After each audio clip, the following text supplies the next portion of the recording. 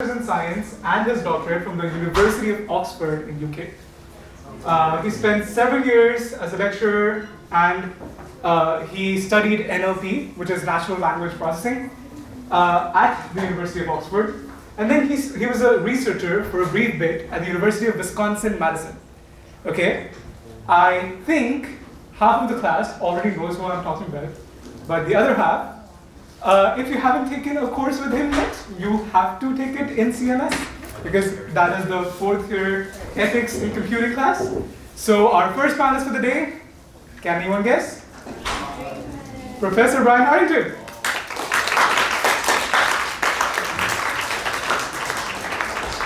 Okay, let's wait for him to come in. Hope he comes in. Oh, Ivy. Ivy.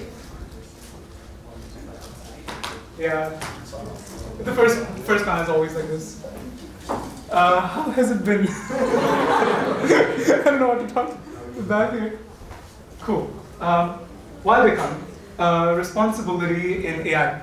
I think Janice already touched on a few topics here where we were talking about responsibility in AI. And Brian is here. Let's go.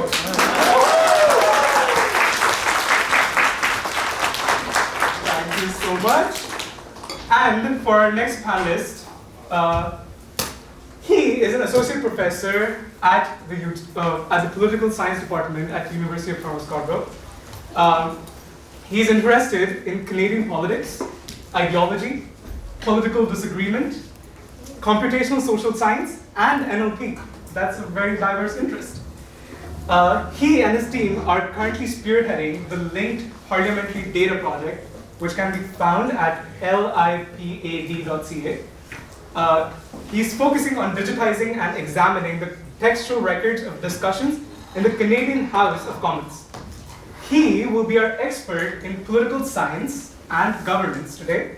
So it's my great pleasure to welcome to the floor Professor Christopher Cochrane.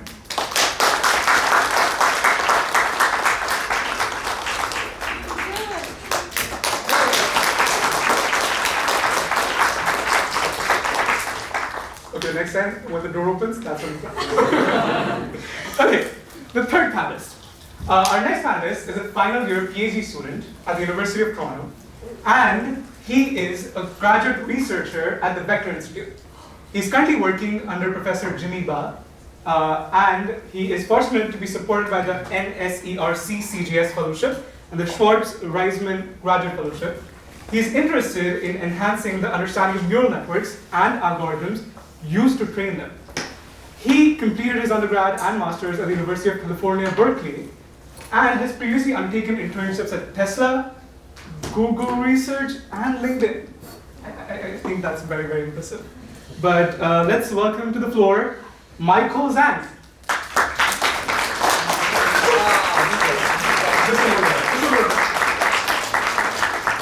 Perfect. So let's get started. So my first question is to the entire panel, and we'll start with Professor Harrington. I'm going to give you a mic because everyone should hear you. Okay, so based on our research, it seems as if there's no universally accepted definition of responsible AI.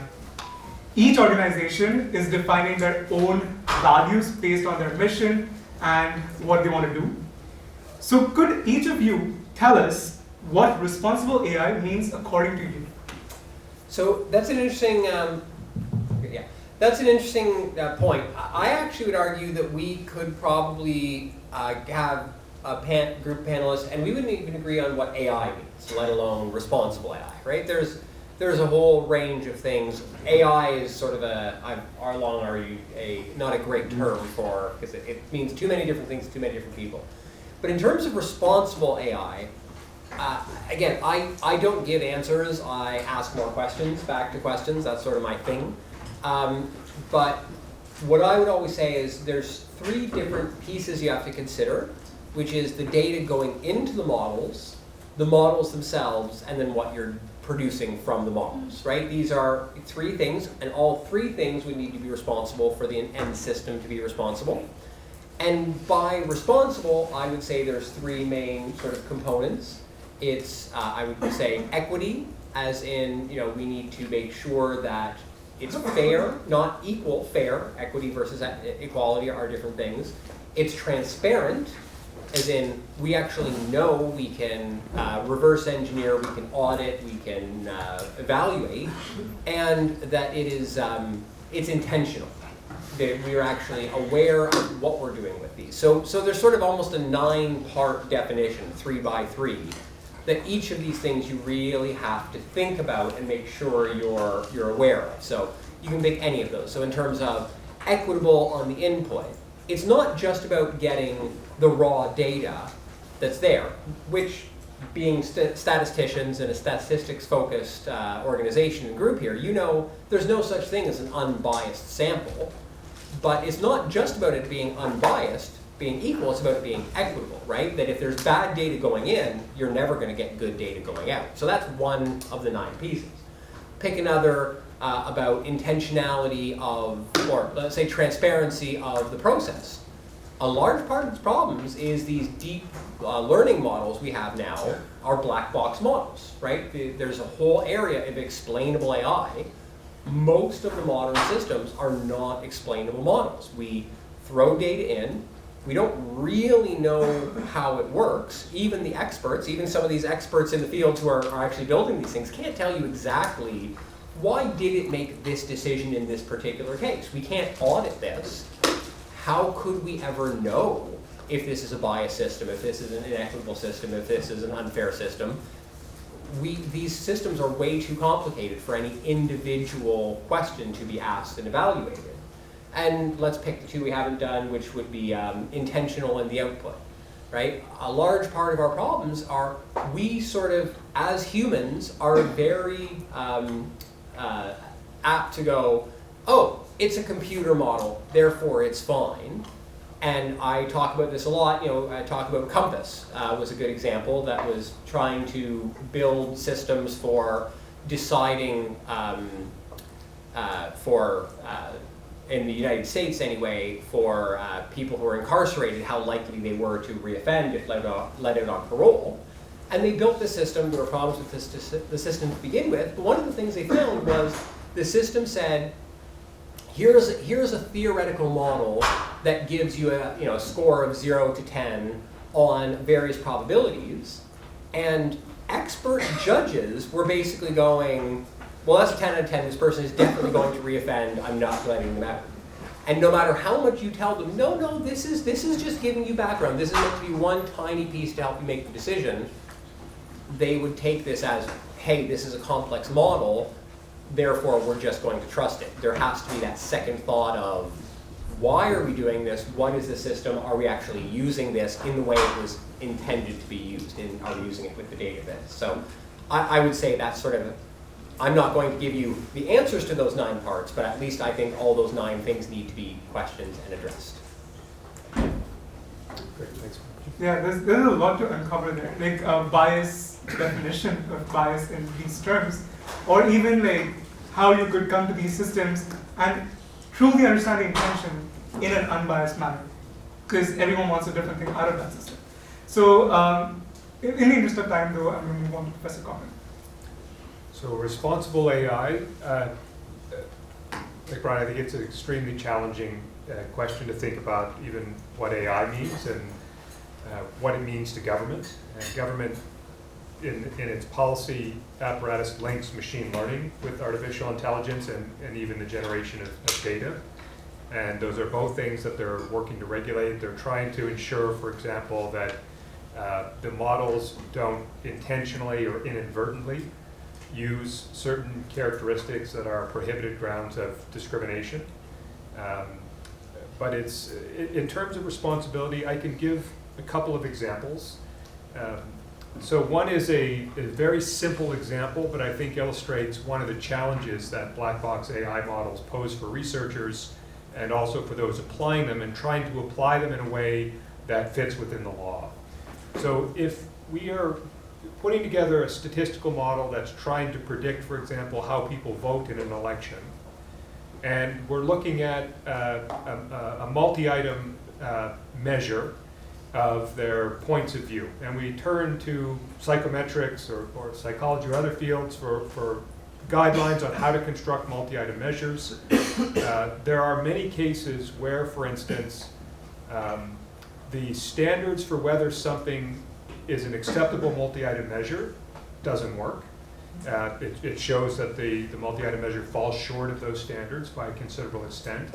And yet, when you put them together anyway, ignoring those standards, you end up predicting vote choice more effectively than you would if you didn't put them together and included them separately. And I think what that simple example shows is that there are oftentimes aspects of the connection between items, which is what AI, it seems to me, is really far ahead of what we're otherwise capable of uncovering, that might be unknown to us but achieve a task more effectively than we could do otherwise. And so I think the challenge for trying to ensure that, for instance, prohibited grounds of discrimination are embedded in these models is that even if we don't give the model the data, it might still find it anyway by proxy. So I think that's one aspect of responsible AI. And a second, just quickly, there's a lot of public data that's available, and the data are in different places. And the government has done its job as much as it can to try to anonymize that data, at least to guarantee certain levels of privacy. So for instance, census data is disaggregated in such a way that you wouldn't then be able to identify a neighbor in the census data, even inadvertently. So if it's a member of a very small community in an area with not a large population, they won't give evidence, won't give data about that community so that it can't be traced back to individuals.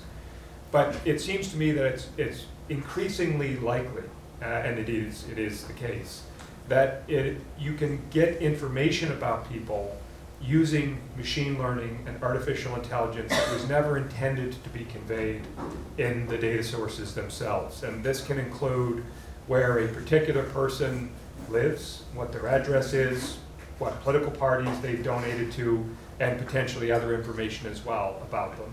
And I think that also is an example in this case of an irresponsible use. But from an ethics standpoint, I think we have to approach the use of these tools in the context of observational data a little more closely than how we would have looked at experimental data. It's unethical to run experiments on people without their consent. There are ethical standards we have to follow when we run experiments. Those haven't traditionally existed for observational data, but I think we're blurring the boundaries a bit with some of the new tools that are available. Mm-hmm. So overall, like from that response, what I understood was that there's a lot of things that are a consequence of certain developments in AI. Even while developing AI systems, if we ensure equity and privacy of data that we ingest and input, the consequence of that AI system giving an output could lead to an unfair outcome. So mitigating that maybe is responsible AI. Okay. Cool. Yeah. So both of those are two really great answers, and I'll just add a bit in terms of what I see as someone who's a practitioner or a researcher in the field. So I think responsible AI is almost a mindset of thinking more broadly about the consequences of the algorithms you're trying to build or deploy. And one example of that you can often see is like when you're building a feed recommendation algorithm, which many companies typically do. If you have a bunch of different content and you want to show users pieces of content they might be interested in, there's a lot of design decisions that are made along the way that have many different trade-offs. Like if you're trying to optimize how long people spend watching a piece of video or an article, that obviously has downstream consequences. And I think this responsible AI idea is just capturing the idea that we should think more deeply about these decisions. That makes sense. Actually, I would like to organically transfer the question because it was raised while the discussion happened. Michael, you work with neural networks, and neural networks are infamously known as the black boxes of deep learning. According to my understanding, that translates to them offering extraordinarily little transparency on how they work. But first, okay, my question is two-parted. First is, do you think such opaque AI systems are safe? And the second question is, how do you ensure safety while developing such systems?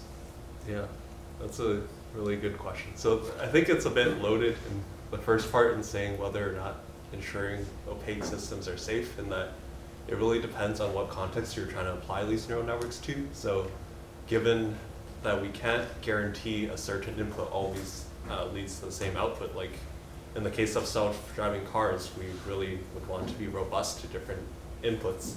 And like you want to use traditional engineering processes and be very careful that the neural network is actually doing exactly what you want it to do. And in many cases, a traditional approach would outperform a neural network in this case, because you can guarantee with like 99.9% or more precision that the system is going to do exactly what we intend it to do.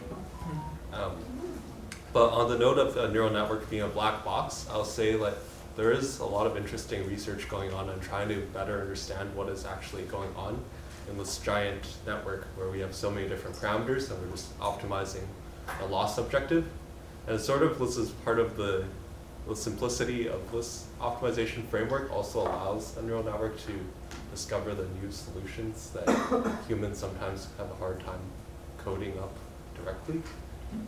And what I'll say is, one, if you're interested in trying to understand how a neural network works, there's research on explainable AI, and there's a new field called mechanistic interpretability that tries to identify specific modules within the neural network that carry out processes. Okay, cool, that makes sense. Thank you so much for that question and that comprehensive answer. Definitely would like to look into this explainable AI concept in the future. Moving on to the next question. This is for Professor Cochrane. Okay, so OpenAI is always in the news these days, but recently, Sam Altman, the CEO of OpenAI, along with some of his colleagues, they have repeatedly argued that the pace of innovation in AI is so fast that we cannot even expect existing authorities, be it the government, be it ethics bodies, to adequately rein in the tech. I have two questions for you in this context as well. The first being, how do you think the development of AI should be governed? And the second, who should be governing it? So I would hope as well to give maybe the first part, can the government regulate it? Mm-hmm. Probably not effectively, and it's there's a long history in Canada certainly of government trying to regulate technological innovation. I think more so here than in a lot of other places, because for instance the concern with broadcasting really changed when satellite televisions became available and so on. So this effort to chase technology, to try to bring it within the value structure of the country and of the government, is something that Canada has a lot of experience trying to do with mixed success. In terms of what it would look like, well, I think for government, they will be able to regulate it in regulated industries.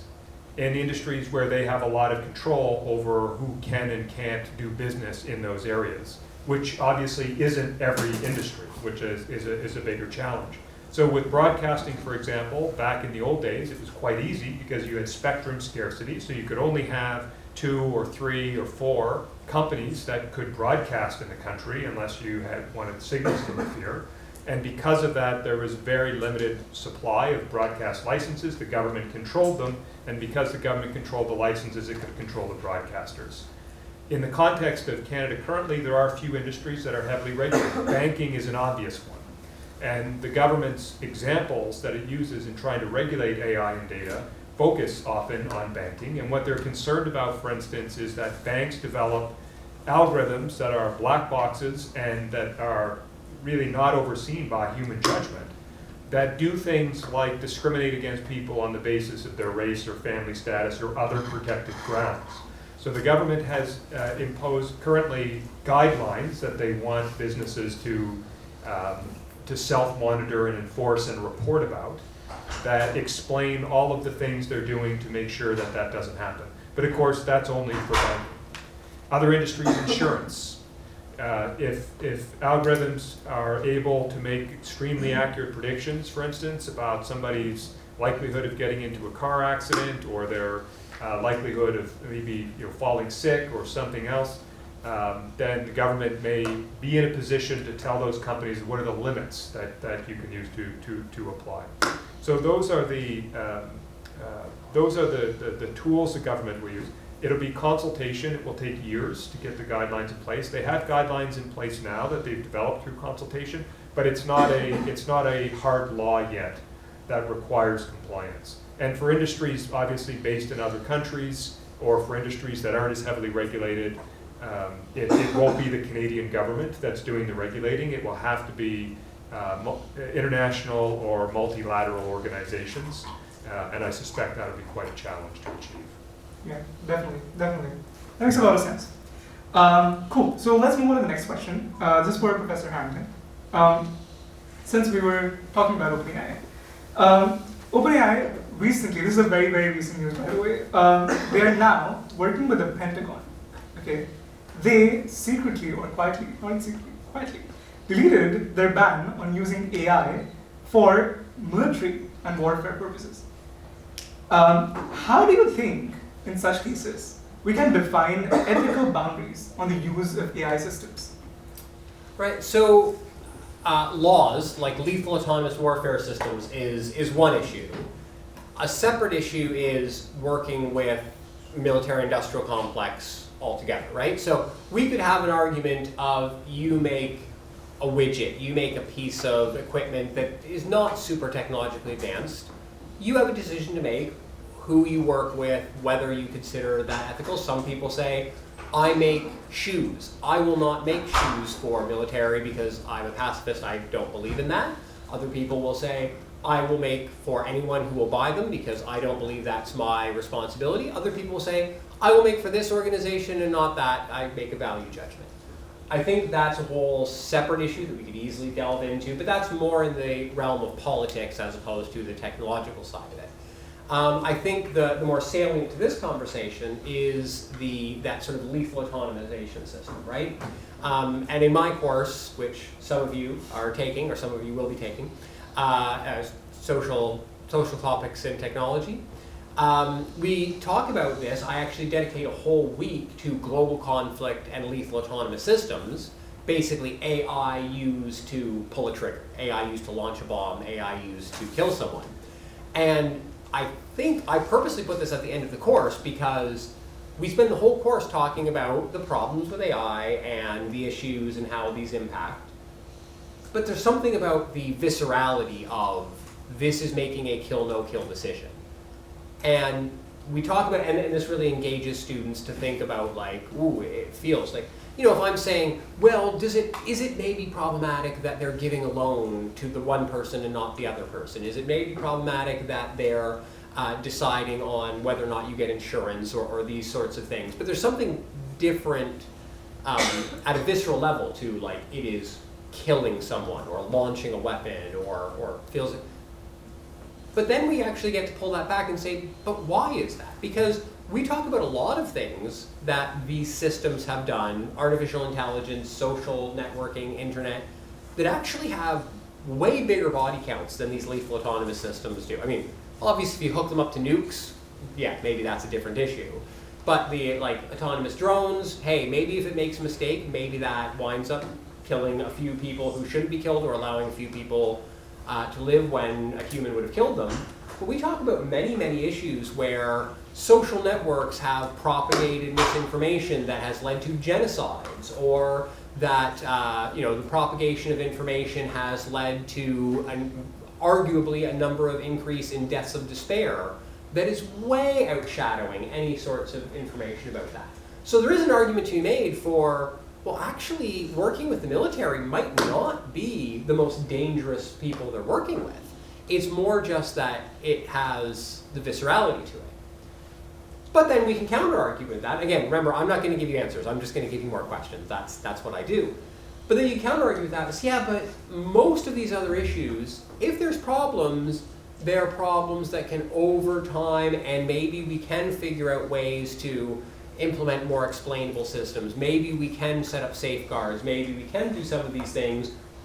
With the military system, once that bullet's out of the gun, once the item is fired, once the missile is fired, you can't pull that back. So there is another issue of that, of just the speed with which this occurs. So all this is basically to say, I don't think that it is wrong for any company to say they should or should not work with any organization. I am never going to say you should work with these people or you shouldn't work with these people. I am here, my job, my role in society, my role in the university, my role in these courses I teach is to say, have you considered all these factors? What factors are you considering? Unfortunately, in the case of OpenAI, my guess is they considered the financial, and possibly, though sounds like from what I'm hearing now, they did not consider the publicity impact of this. I don't think they're considering these deeper problems. I don't think they sat down and had this deeper discussion about, well, you know, they justified it to themselves and went, yeah, but they're going to pay us a lot of money, and you know, whether or not we can justify it to our stakeholders and our customers. But it's sort of interesting that they did this quietly, right? Because that tells me that this wasn't something where they said, we're going to have this big, fulsome discussion. And as I say, it is not for me to say they made a good or bad decision. My question and my role and my concern is whether or not they ever used any of these points to come to that decision, or whether this was just I don't know, let's go with this. And like we talk about the transparency issues in the algorithms and in AI systems, the transparency issues in the frameworks and the business decisions and the political decisions around them are just as important, right? You know, we say, oh, these AIs are black boxes. Well, so are humans, so are most organizational structures, so are most governmental structures. And that's part of the problem. It's a black box using a black box using a black box. If OpenAI had said, here's the series of discussions and consultations we had, these are the factors we considered, and these are the decision we made, I can say I 100% agree, or I 100% disagree with the decision you came to, but that's not really for me to say. But what I'd like to be able to do is I would say, well, I agree with the process you took, or I don't agree with the process you took, but this is part of the problem. We don't get to know that process, and that's the bigger issue to me than whether or not the end decision they made makes sense to me. Yeah, that's a very intriguing perspective. Yeah, but on the topic of setting guardrails, the next question to Professor Cochrane. So, in October of 2023, this was last year, the Biden administration issued an executive order on safe, secure, and trustworthy development and the use of artificial intelligence. Two questions here. What do you think is the impact of this, issuing an executive order? Second, do you agree that this regulation is the right way to ensure responsible development of AI? It's a great question. So the United States, there are more domains that they have an influence on than the Canadian government. So when the Americans do something, it will have a larger effect than if Canada does it outside of its regulated industry. So the United States has the capacity to significantly impact the way industries function, even when those industries aren't regulated directly by the country. So that is certainly the case. In terms of whether it will have a large impact, it's right now it is very much to a significant degree companies either regulating themselves or not, and an effort to try to find standards and principles that large groups of companies abide by will likely be a sort of an interim solution to a broader regulatory framework, both domestically and then eventually, presumably internationally, on some level of agreement. But I think that one of the challenges with these tools in general is their capacity to exceed what we're able to imagine is happening. And it's not necessarily the sophistication of the models, but the scale of the data. And it's almost hard for me to imagine that as the tools get more sophisticated, that human oversight of them, not aided by AI, is going to be a solution to some of the challenges that they pose. There are already examples of AI being used to monitor the use of AI. And I suspect that's probably the direction, and I think gets also to one of the questions about ethical AI and responsible AI. As people trained in these methods and familiar with using these data and working at the cutting edge, it seems to me not unlike hacking. You can do it for good or for ill, and in almost any scenario, those doing it for good are going to be needed because there will be those doing it for ill. So the government is, I think, going to have to depend increasingly on technical sophistication of the people that they're hiring and the models that they're using in order to crack down on it. And there are examples of this happening already, for example, with gerrymandering issues surrounding elections, how electoral district boundaries are drawn. It's now possible to create wildly unrepresentative outcomes at a very efficient, to a very efficient extent, precisely because of computational tools and the better data that are available. And now courts are starting to use the same tools to push back on some of the proposals that are coming forward from these models. So that's where I think the US is likely to be and Canada to follow. Okay. Actually, I want a follow-up question on that. Sorry. Now that we see, just like in the US, political parties are issuing orders or guidelines. After, of course, setting up the consultation group and taking proper, transparent information from them. Still, these political parties are funded by the capitalist organizations that are developing these AIs. And their intention is different. Their intention is not public good in each case. In the outcome of gaining more money, they might have certain influence over these political parties. So, do you think such executive orders or such political parties should be allowed to develop guidelines for responsible development of AI? I think it's the best, in an ideal world, it would be the best of the alternatives, in the sense that they're accountable to electorates. And if you have, again, these are huge ifs, but I'll throw them in subtly. If you have an informed citizenry and people are paying attention and they're articulating the directions they want things to go, and they're not tied up by party loyalties or misinformation or all of the other things that we know exist in reality, then I think elected officials are well positioned to carry out consultation, to try to resolve disputes, and to implement policies. However, and it's a very good point to mention political parties. There's a lot of talk, even in Canada. So in Canada, unlike the United States, political parties aren't funded by companies because there are stringent restrictions on donations federally in most provinces. But at the same time, parties themselves are organizations.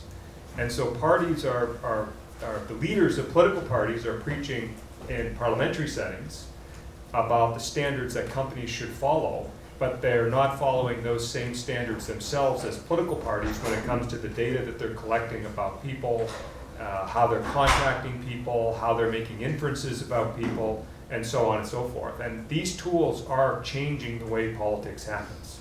And they're changing it in large measure because parties are able to draw on it to change the way they engage with the public. And that is potentially undermining some of our pre-existing views of why the systems work the way that they work, democratic political systems. But I don't think companies regulating themselves, I mean, it may be a necessary and an interim measure, it may even be necessary in a long-term measure. I don't think it's something that we should realistically aspire for, given the way that that's likely to transpire. That makes sense. Cool. So next question to Michael again.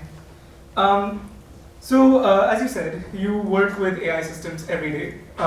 You are currently working with Professor Jimmy Ba at the frontier of AI. And I want to ask you two questions. How do you incorporate these principles of responsible AI development into your research? And then, how do you monitor those outcomes? Mm-hmm. Yeah, that's a good question. So one way to incorporate responsible AI into research is to just do research that isn't necessarily pushing the frontiers of what models are capable of, but trying to do more in terms of increasing their safety or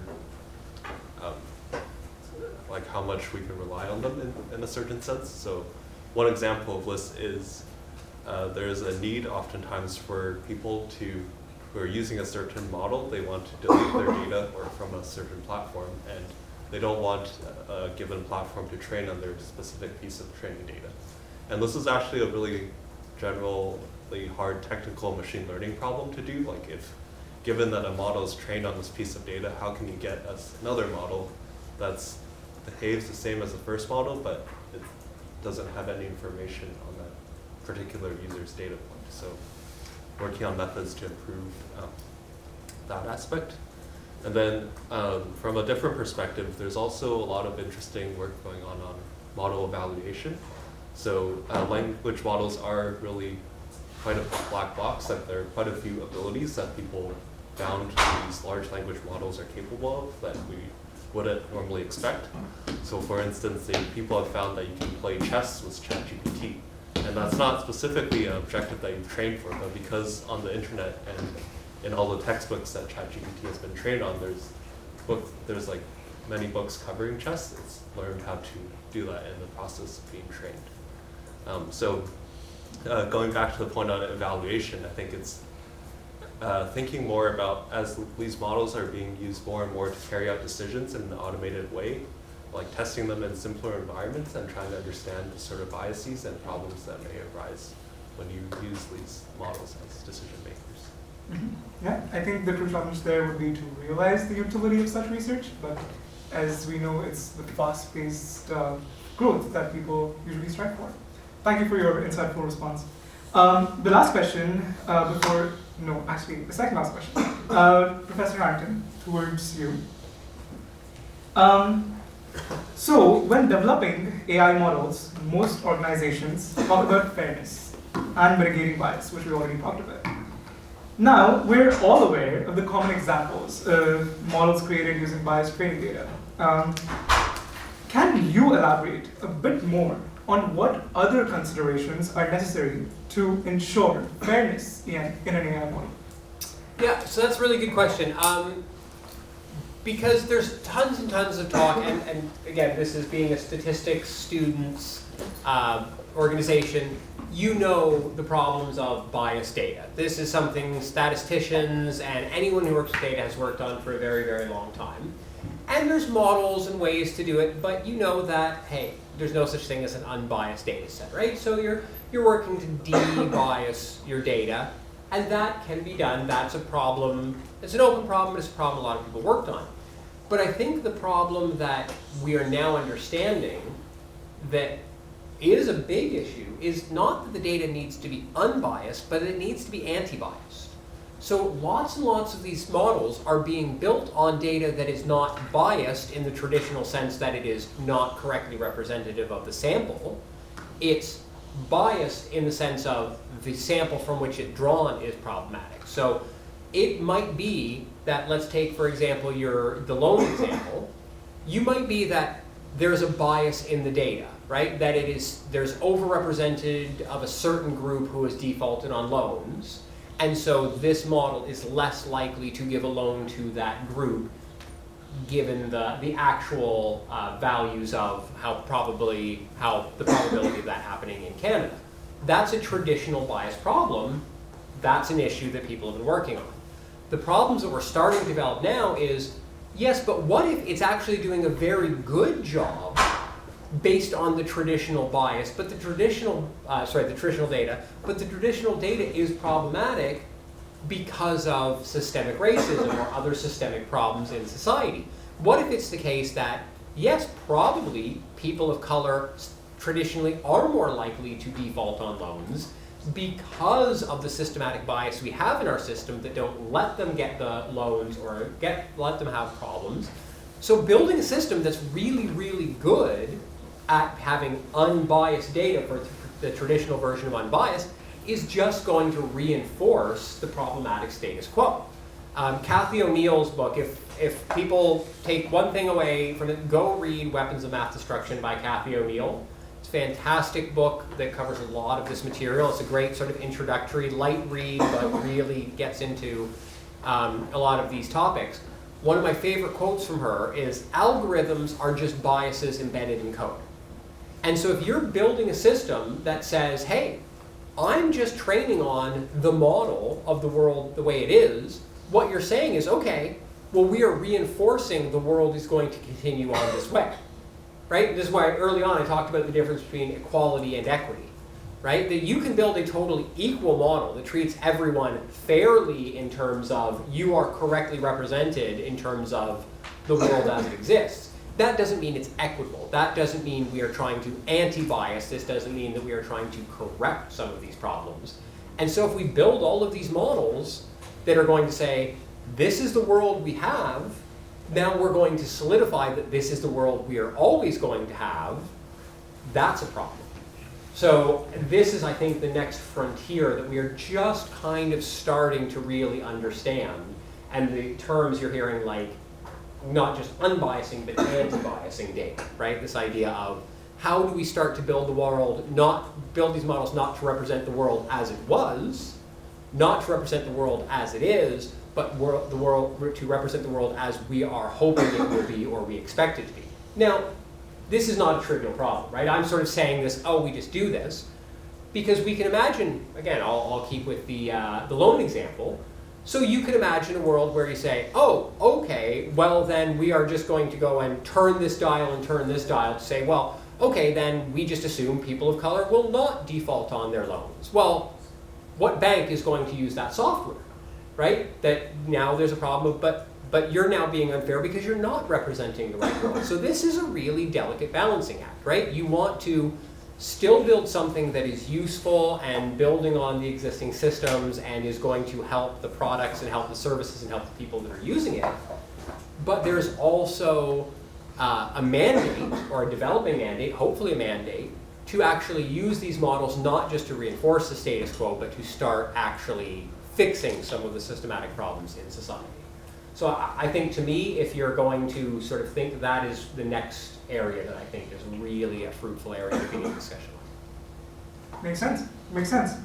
Talking about takeaways and reinforcement of knowledge that has been, actually, it's a lot of perspectives that we talked about. We want to reinforce something because us, as the next generation of engineers who will be working with AI, if not developing AI, we need to understand what are the most pressing challenges and the most promising developments in responsible AI, while considering how do we advance AI positively rather than negatively. So I'm going to let each of the panelists answer this question. What do you think should we keep in mind when developing AI systems responsibly as the next generation of AI engineers? Okay, I'll go first on that.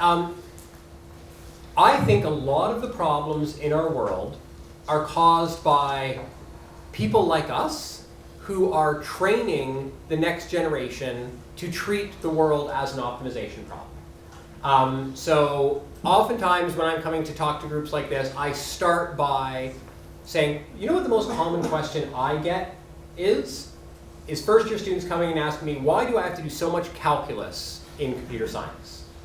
Right? And my answer, the fun joking answer is because I had to do it when I was a student and I want to force you to go through the same pain I did. But the more realistic answer is because everything you're going to do in your 4 years here in an engineering, in a computer science, in a statistics, in a mathematics degree is treated as an optimization problem. This is just a STEM way we do things. We say, solve this problem as efficiently, as optimally, in the fewest steps, in the least memory, within these best parameters, as efficiently as possible. Block out the world, focus on the problem in front of you. You spend 4 years getting really, really good at this. We weed out anyone who isn't good at that skill, and then we act surprised when these people go out in the world and build these systems and treat the world as an optimization problem. And whether that is, I'm going to develop my social networking app to optimize for the number of microseconds that people are on screen, and I don't stop to think about, well, am I actually making people's lives better, or am I, my attention economy model, is that fostering hate and prejudice and people scared and social isolation? I never stop to think about that. Or if it's, I want to have people who are watching the most hours of video. And I don't stop to think of, hey, you know what? People don't watch informational videos nearly as long as they watch crazy conspiracy theory videos. So these algorithms are going to eventually push people into more extremist positions and promote more tangential beliefs. It's not that people built these systems, right? This is a big takeaway. I think when I first started teaching here, I was really having to tell students that these tech entrepreneurs are not the amazing genius, perfect people that they present themselves to be. Now what I have a tough time, I find, is these tech entrepreneurs, the sort of Mark Zuckerbergs and Jeff Bezoses and people of the world are not evil, cackling geniuses that are trying to destroy the world. They're engineers, they're computer scientists, they're statisticians who are treating the world as an optimization problem and ignoring these things. It's not that they actively set out to wreck things, it's they are so focused on solving the problem in front of them, they're ignoring everything else. So my one big takeaway from everything, if I can get students to just stop every once in a while and go, hey, I'm building a thing that is actually going to exist in the world and is going to impact people, if I can get every student I ever teach to do that once in their career, I consider that a win. Because I genuinely think that a lot of the problems that we talk about in these come from just people, no one in the room stopped to go, hey, everyone, I was gonna say, hey guys, because let's be honest, that probably most of these, that's another whole issue of representation. Hey guys, have we thought about what's actually gonna happen when we put this out in the real world, when we stop treating this as an optimization problem and start putting this into reality? So that's my big takeaway. Just get in the habit of having, I always say, I want to be that annoying little voice at the back of your head that goes, hey, stop and think. And if you stop and think and then make a terrible decision that I think is awful, I still count that as a win. I just want you to stop and think. Sure, yeah. Yeah, that's a great answer. And I think just to add to that, oftentimes when you're in the thick of things, it can be hard to do that, especially with the incentives to make more profit or optimize. These are concrete metrics that are seemingly easy because we're familiar with them, but just taking a step back to think critically is really valuable. And on this point, we sort of have this position right now where we have these companies mostly regulating themselves. We know OpenAI held off on releasing their GPT-4 technology for about half a year, where they were adding safeguards and having people red team it adversarially, trying to prompt it to do bad things, and then they fine-tune the model to get rid of these things. But when we have this system we're in right now, where a lot of these large companies are trying to build bigger and bigger models and trying to deploy them first, it can be maybe put on, it's not as important a priority to think so much about safety and responsibility, and I think it's really important that we still do this sanity check.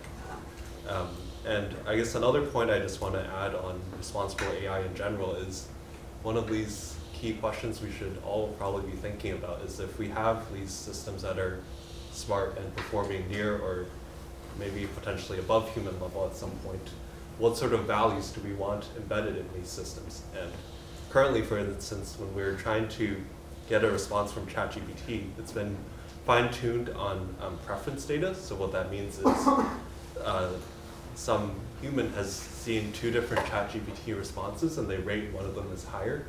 And this is used to create a reward model that's used to fine-tune the system. So currently it's basically optimizing for some hodgepodge of some small group of humans' preferences. And we really want to think more broadly and probably in an interdisciplinary way about what sort of values we want to have in these systems. I'm glad to hear they're optimizing that because I've answered that question for them quite a few times when using ChatGPT. So who knows? It could be me answering your questions when you query it. I think one of the challenges, obviously, in any policy domain is that there is a desire to have somebody or some higher authority that is able to impose constraints on everyone using the tool so that it doesn't do things we don't want it to do. In most cases, that's just not the way it works, and government is an organization like other organizations. It has its own pathologies. And of course, the classic question of who guards the guards applies very, very appropriately to government. So I guess in terms of my suggestions for people with your skill set and expertise going out into the world is that the misuse of these tools is inevitably going to happen. There are going to be people who use them that way. And being able to use these tools to identify or mitigate those misuses would be an enormous contribution.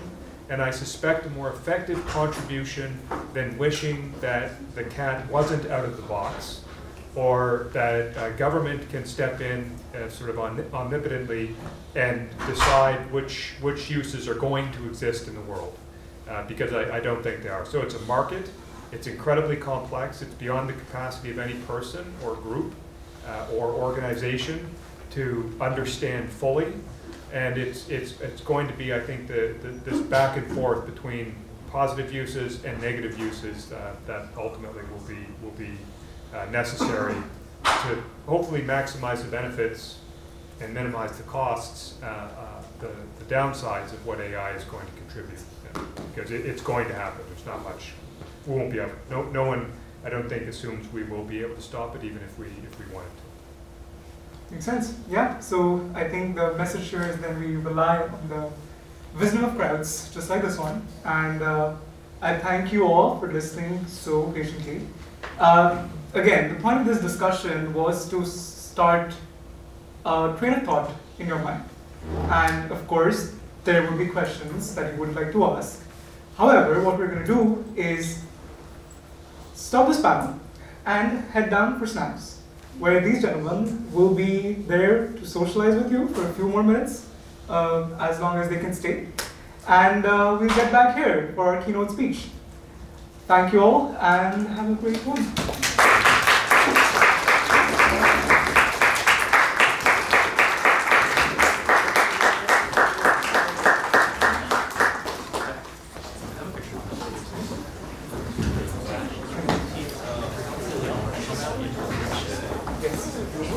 It's very interesting, I know.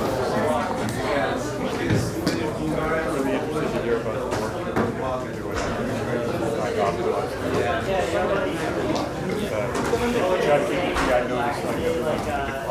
All right, guys, as per usual, just like you had,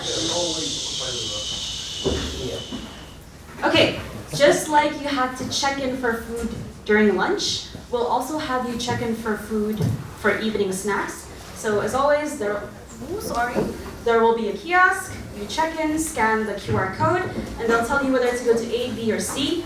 I have verified that our evening snack is a lot better than pizza. We're having samosas. It's really delicious. It's a little bit spicy. So yeah, please go on ahead. Bon appetit. And feel free to mingle with the professors and Michael downstairs.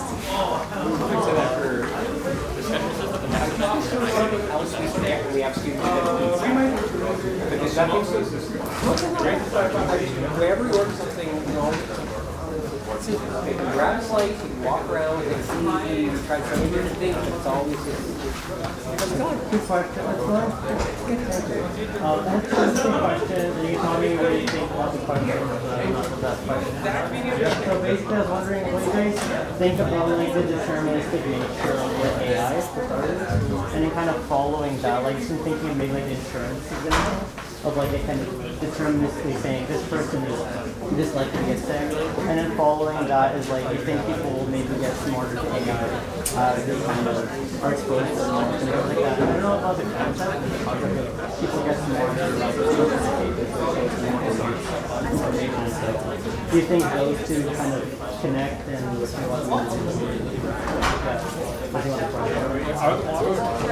don't know. It's a good question. I don't know the answer. I know that's a deterministic perception of it being like, if they're so powerful that person, we're going to predict this person. We were talking about this earlier, that we've really fallen down in research in teaching young people just basics of mathematical computational thinking. And I think one of the biggest things is every person in the world should need to learn basic statistics and probability. Because we are bad at this. If you build a model and it says there is a 30% probability this will happen, humans go, that's less than 50%, it isn't going to happen, done. We just don't have a model. I remember the number of people when Nate Silver, 538, was talking about, like, their model said there was a 20% chance of Donald Trump winning the election. After Donald Trump won the election, said, you said it was impossible. No, we said there's a 20% chance. I mean, if he ran 5 elections, one of those elections he was going to win. But that, you said he wasn't going to win. Because that number was below 50, you said he wasn't going to win. It's just people don't understand. They treat this model as like there's a number there. And part of that is you want to build the model overselling what the model can do, but part of that is understand what basic probabilities mean. So this person insures saying there is a 12% chance that this person will get into a car accident within the next 10 years. And there is an 18% chance this insurance agencies are very, very good at building these insurances. They hire people, statisticians, who do this. The average person is